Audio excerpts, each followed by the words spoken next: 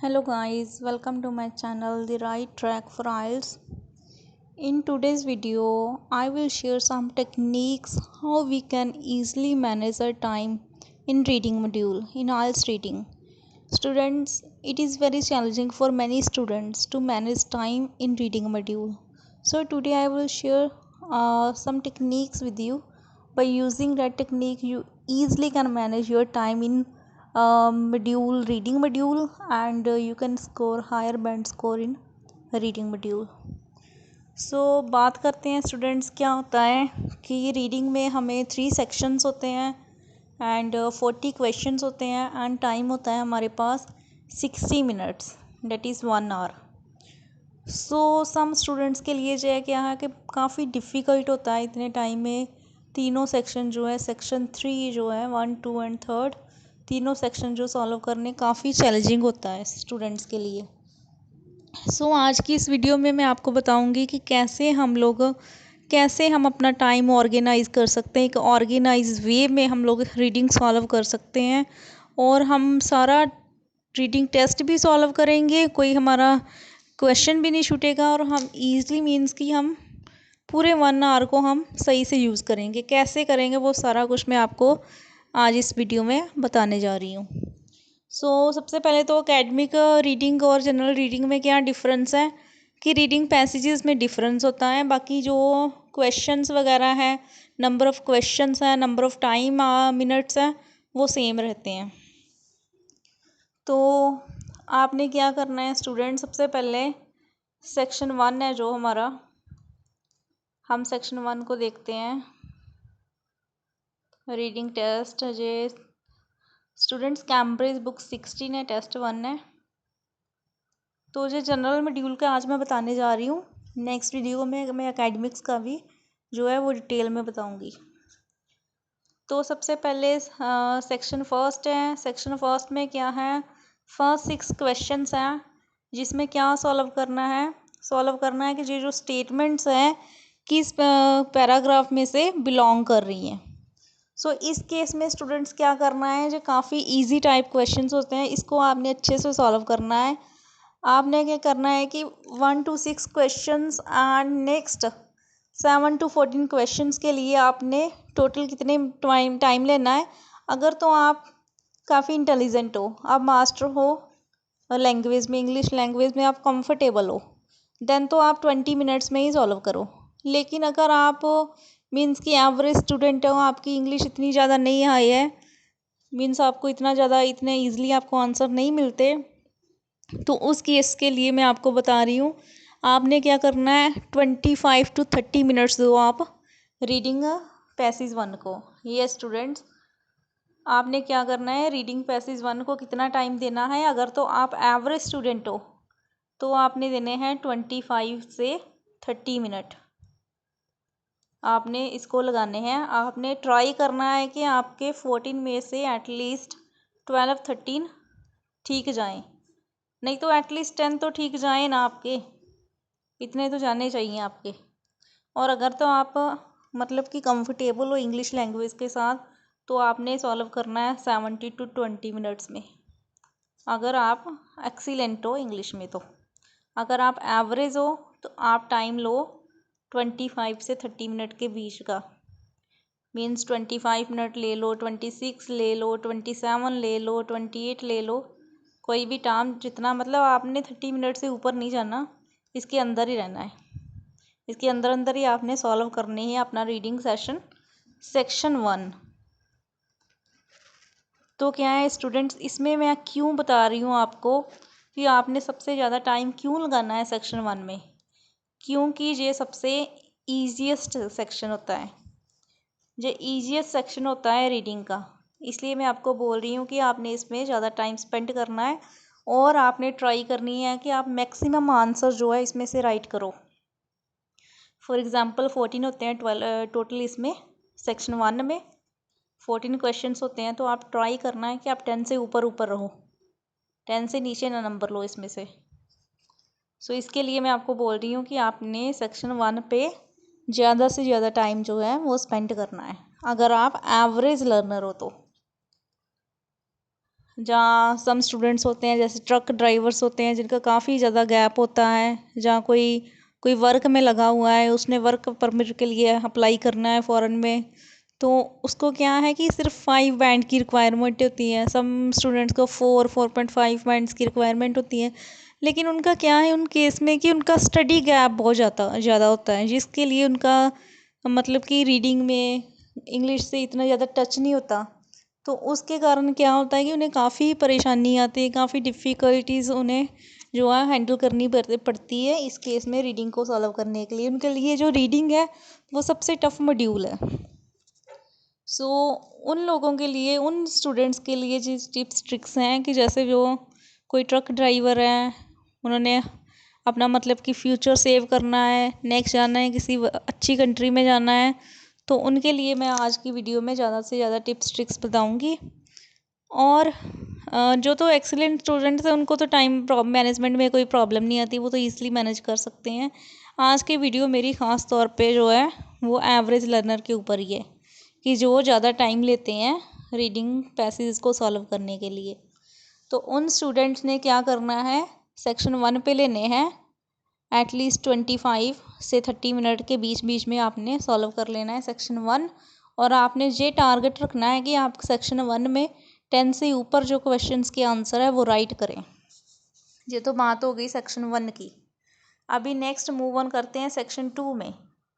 तो इस केस में क्या है स्टूडेंट, सेक्शन 2 में भी आपको 14 से मीन्स 15 से लेके 27 तक क्वेश्चंस होते हैं। और इसमें ज़्यादा टाइम क्या आ रही है आजकल जो देखा जा रहा है, ज़्यादातर इसमें फिल इन द ब्लैंक्स ही आ रही है। लेकिन जो लास्ट एग्ज़ाम हुआ है अभी 20 अगस्त को, उसमें कोई भी फिल इन द ब्लैंक नहीं आई सेक्शन 1 में और 2 में। सो आपने हर एक क्वेश्चन टाइप के लिए प्रिपेयर रहना है।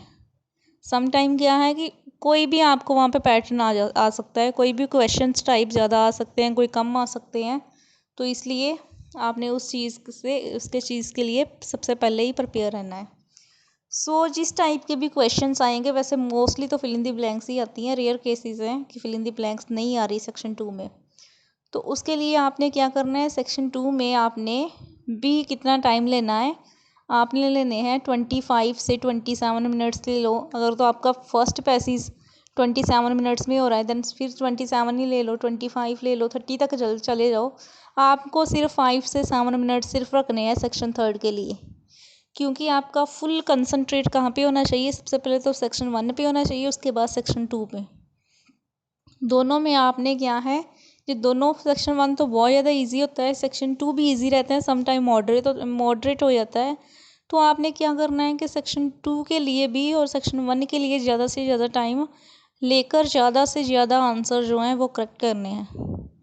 अगर आपके ज़्यादा से ज़्यादा करेक्ट हो जाते हैं, फॉर एग्ज़ाम्पल 27 है, कितने टोटल स्टूडेंट्स हैं, क्वेश्चंस हमारे सेक्शन 1 और 2 में टोटल हैं हमारे पास 27। सो अगर 27 क्वेश्चंस आ रहे हैं हमें सेक्शन 1-2 में, अगर हम सिर्फ सेक्शन 1-2 में ही फोकस करें, ठीक है, तो ज़्यादा से ज़्यादा आप क्या 7 क्वेश्चंस आपके रॉन्ग में चले जाएंगे, तो फिर भी आप अगर 20 सही जा रहे हो, 20 क्वेश्चंस आप राइट कर रहे हो सेक्शन 1 और 2 में, तो क्या है, आप 4 बैंड तो ईजिली ले लिए, 4.5 ले लिए।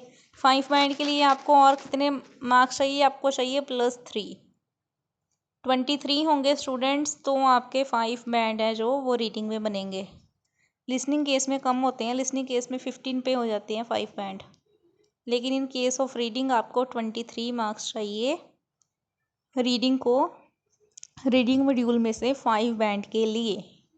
सो स्टूडेंट्स, अगर आपने 20 मार्क्स ले लिए सेक्शन 1 और 2 में से ही, तो आप ईज़िली 3 मार्क्स 3, 4, 5 तक ले सकते हो। 5 मार्क्स आप ईज़िली सेक्शन 3 में ओनली गेस वर्क की हेल्प से ले सकते हो, ओनली स्मार्ट गेसेस की हेल्प से। और उसके लिए कितना टाइम चाहिए, 5 to 10 मिनट चाहिए।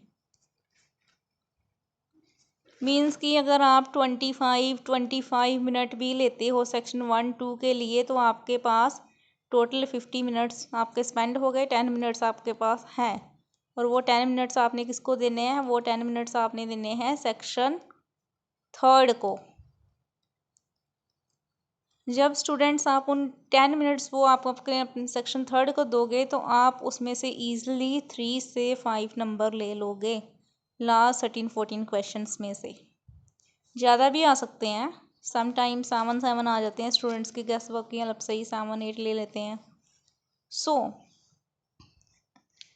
इस वे की हेल्प से आप ईजिली जो है 5 बैंड का टारगेट तो ईजिली जो है वो क्रॉस कर सकते हो।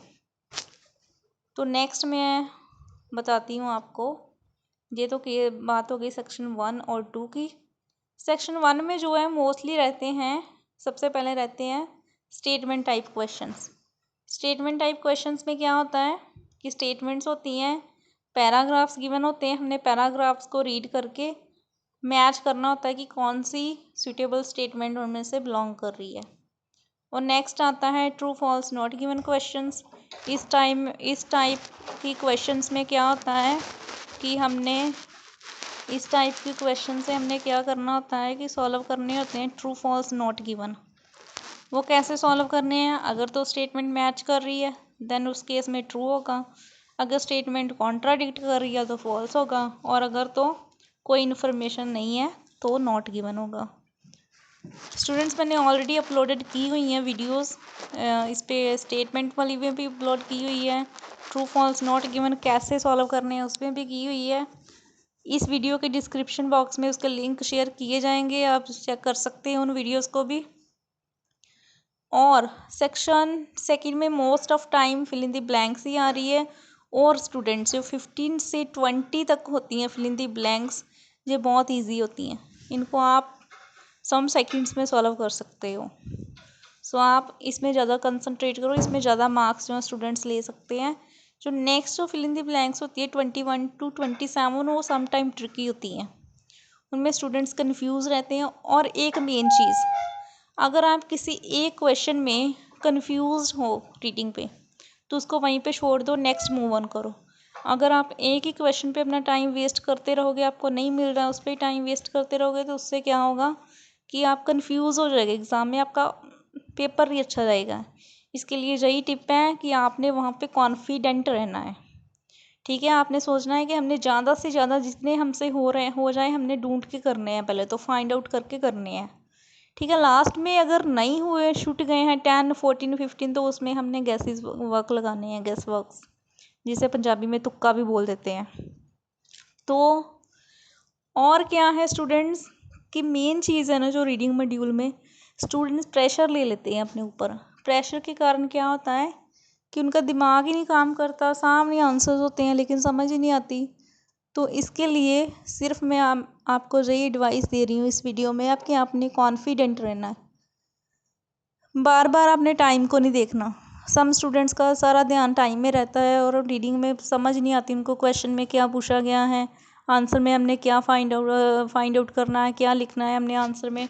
सम टाइम सम स्टूडेंट्स को आंसर ही इधर उधर लिखाते हैं, फर्स्ट का आंसर ठीक, फर्स्ट थोड़े से चलो ठीक चले जाते हैं, नेक्स्ट ऊपर नीचे कराते हैं आंसर्स, उसके कारण भी सारे मार्क्स गए उनके।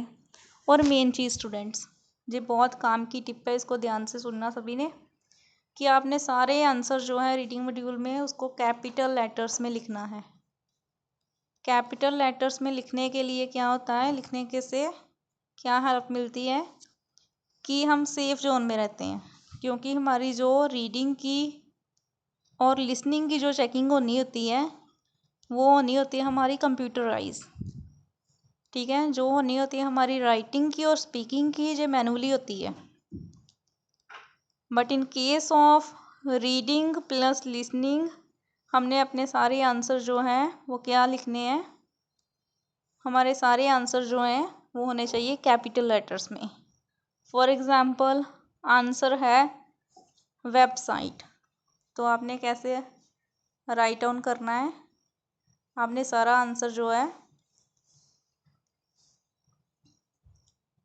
कैपिटल लेटर्स में लिखना है। इससे क्या होता है कि कंप्यूटर ईजली जो है वो आपके आंसर चेक करने में कैपेबल होता है। Some time students fill in the blanks के आंसर तो ठीक लिखते हैं, लेकिन ट्रू इन फॉल्स में क्या करते हैं, टी डाल देते हैं, फॉल्स के लिए एफ डाल देते हैं, और नॉट गिवन के लिए एन जी डाल देते हैं। ऐसा करने से आपके सारे आंसर जाएंगे रॉन्ग। तो ऐसा नहीं करना, आपने क्या करना है, फुल लिखना है। ट्रू है तो TRUE फुल ट्रू, फॉल्स है तो फुल फॉल्स, और अगर और अगर आपका नॉट गिवन है तो नॉट गिवन के फुल स्पेलिंग। अगर आप स्टूडेंट TFNG लिख दोगे तो आपको नंबर नहीं मिलेंगे। इन बात का ध्यान रखना है आपने रीडिंग मॉड्यूल में। और लिसनिंग में भी अपने फुल आंसर्स लिखने हैं, कैपिटल लेटर्स यूज़ करने हैं, और मेन चीज़ कटिंग नहीं करनी, ओवर राइटिंग नहीं करनी। इन चीज़ों से आपके मार्क्स जो है मतलब कट हो जाते हैं, आप लूज़ कर सकते हो मार्क्स अपने। इसके लिए इन टिप्स ट्रिक्स को ध्यान पे रखना, इन एडवाइसेस को ध्यान में रखना। और जो नेक्स्ट है जो मैं आपको बताने जा रही हूँ, सेक्शन थर्ड। तो सेक्शन थर्ड में क्या है, सेक्शन थर्ड में क्वेश्चंस इस टाइप के होते हैं। सबसे पहले तो होती हैं लिस्ट ऑफ हेडिंग्स, और आपने अगर 50 मिनट्स जैसे स्पेंड कर दिए सेक्शन 1 और 2 के लिए, तो आपके बचे ओनली 10 मिनट्स। और उन 10 मिनट्स को आपने कैसे यूज़ करना है, तो आप अगर तो पूरा रीड करने लग पड़ोगे तो आपके इतने लेंथी पैसेज होते हैं सेक्शन थर्ड में, आप कैपेबल नहीं होगे सारा ही 10 मिनट्स में रीड करने के लिए। तो उसके लिए टिप्स ट्रिक्स हैं, ऑलरेडी एक वीडियो शेयर की गई है, वो आप देख सकते हो। इसका लिंक डिस्क्रिप्शन बॉक्स में गिवन है इस वीडियो में, so you can check easily. और नेक्स्ट ये जो है MCQ questions, MCQ type questions, multiple choice questions.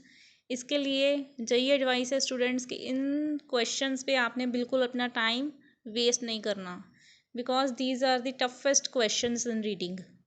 इन क्वेश्चंस में आपने अपना बिल्कुल टाइम वेस्ट नहीं करना। इसके लिए आपको यही एडवाइस है कि आपने सभी आंसर में बी लिख के आना है। बी लिखने से क्या होगा, आपका 1 और 2 आंसर्स राइट जाने की पॉसिबिलिटीज़ होती हैं, क्योंकि ज़्यादा आंसर्स जो हैं जहाँ तो बी होते हैं जहाँ डी होते हैं। लेकिन आपने एक ही अल्फ़ाबेट यूज़ करना है, जहाँ तो सारे आंसर बी लिख के आओ या सारे आंसर डी लिख के आओ। पॉसिबिलिटी होती है कि एक आंसर नहीं तो 2 आंसर नहीं, समटाइम 3 आंसर राइट चले जाते हैं। इसमें तो इन केस में 3 है MCQ, समटाइम 3 और 4 आते हैं। तो उस केस में समटाइम 2 आंसर बी होते हैं, समटाइम 1 आंसर बी होता है, समटाइम 3 आंसर बी होते हैं। तो आपने उन पे बी अल्फ़ाबेट जो है वो राइट करने हैं in case of multiple choice questions. Next हैं लास्ट में, जहाँ तो स्टूडेंट्स आते हैं ट्रू फॉल्स नॉट गिवन, और जहाँ आ रही है fill in the blanks 1 word only. और अगर तो फिल इन दी ब्लैंक्स आ रही है तो आपने ट्राई करना है कि इन फिल इन दी ब्लैंक्स को आप सॉल्व करो, ठीक है, क्योंकि आप इजीली लोकेशन पे पहुंच सकती हो, बिकॉज आपने ऑलरेडी पहले क्या किया होगा, जो लिस्ट ऑफ हेडिंग को सॉल्व किया होगा। सभी पैराग्राफ्स में आपने एक एक लाइन रीड की होगी। उस रीड करने से आपको आइडिया हो जाएगा कि जो फिल इन द ब्लैंक्स किस पैसेज में से, किस पैराग्राफ्स में से बिलोंग कर रही है, तो आप इजीली फाइंड आउट कर सकते हो। और इस केस में क्या होता है, सेक्शन थर्ड में जो फिल इन द ब्लैंक्स होती हैं, या तो 3 आती हैं या 4 आती हैं। 3 और 4 ही आती हैं, इससे ज़्यादा नहीं आती, और सभी एक ही पैराग्राफ में से मिल जाती है। ईज़िली आप कर सकते हो solve in 2 3 fill in the blanks, जितनी भी आ रही हैं 3 हैं 4 हैं। आप अगर आपको लोकेशन मिल गई तो आप ईज़िली क्या है कर सकते हो इनको सॉल्व। 1 वर्ड है, 1 वर्ड तो ईज़िली सेलेक्ट हो सकते हैं। आपने सिर्फ देखना होता है कि ब्लैंक के पहले क्या है, ब्लैंक के बाद में क्या है, what is in the after and what is in the before. So in this way में आप रीडिंग को सॉल्व कर सकती हो, और जिन्हें की रिक्वायरमेंट ओनली 5 5.5 4 4.5 बैंड है, वो इस टेक्निक की हेल्प की उसकी स्टडी में जितना भी मर्जी गैप हो, आप इजीली जो है एवरेज लर्नर हो, आपकी इंग्लिश इतनी स्ट्रांग नहीं है, आप इजीली इसमें से 4.5 5 बैंड जो है इजीली ले सकते हो। सो बाकी डिटेल में जो वीडियो है हर एक टाइप की वो ऑलरेडी अपलोड की गई है इस चैनल में। आप विज़िट करो, सब्सक्राइब करो इस चैनल को, और जो आइलेट्स करने में इंटरेस्टेड है उनके साथ शेयर करो, और ये आपके लिए हेल्पफुल होगा।